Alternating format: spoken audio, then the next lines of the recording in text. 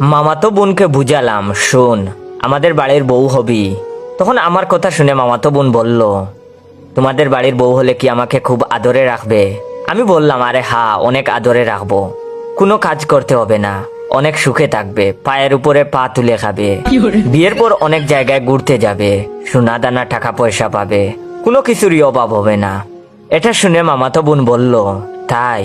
কিন্তু আমি তো রান্না করতে পারি না। তখন আমি বললাম, আরে পাগল নাকি, রান্না করতে হবে না, দরকার হয় 3টা কাজের লোক রাখবো। এখন বলো আমাদের বাড়ির বউ হবে?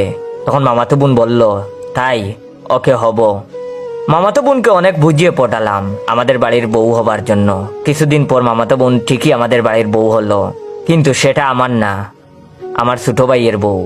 আমার ছোট ভাই আর আমার মামাতো বোন ওই দুইটাই রিলেশন করতো অনেক আগে থেকে। এটা আমি জানতাম না, হুদাই মামাতো বোনকে পটাতে গেছিলাম। এখন দর্শক হয়ে ওদের ভালোবাসা দেখি। No, no, no, no.